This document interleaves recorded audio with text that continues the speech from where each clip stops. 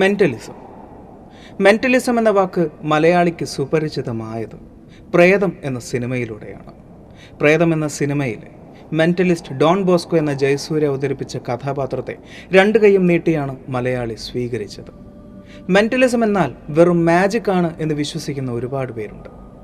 Mentalism എന്നാൽ hypnotism പോലെ എന്തോ ആണ് എന്ന് വിശ്വസിക്കുന്നവരും കുറവല്ല. എന്നാൽ ഇത് രണ്ടുമല്ലാത്ത മറ്റു ചിലരുണ്ട്. അവർ വിശ്വസിക്കുന്നത് മെൻ്റലിസം എന്നാൽ സൂപ്പർ നാച്ചുറലാണ് എന്നാണ്. മെൻ്റലിസം അമാനുഷികമാണ്. ഒരു നോട്ടം കൊണ്ടോ ഒരു സ്പർശം കൊണ്ടോ ഒരു മനുഷ്യൻ്റെ മനസ്സിനെ വായിച്ചെടുക്കാൻ സാധിക്കുമോ? അങ്ങനെയെങ്കിൽ അതിൻ്റെ പിന്നിലെ ശാസ്ത്രീയത എന്താണ്? അതിൻ്റെ പിന്നിലെ രഹസ്യം എന്താണ്?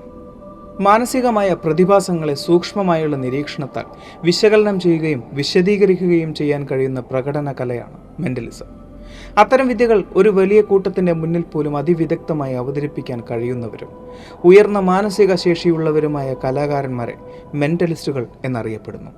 ടെലിപ്പതി, പ്രീകോഗ്നിഷൻ, സൈക്കോകൈനസിസ് തുടങ്ങിയ എക്സ്ട്രാ സെൻസറി പെർസെപ്ഷൻസ് ഉപയോഗിച്ചും ഹിപ്നോട്ടിസം, മൈൻഡ് റീഡിംഗ് തുടങ്ങിയ സൈക്കോളജിക്കൽ രീതികൾ ഉപയോഗിച്ചിട്ടുമാണ് ഇത്തരത്തിലുള്ള അത്ഭുതങ്ങൾ അവർക്ക് സാധിക്കുന്നത് എന്ന് പൊതുവെ വിശ്വസിക്കപ്പെടുന്നു.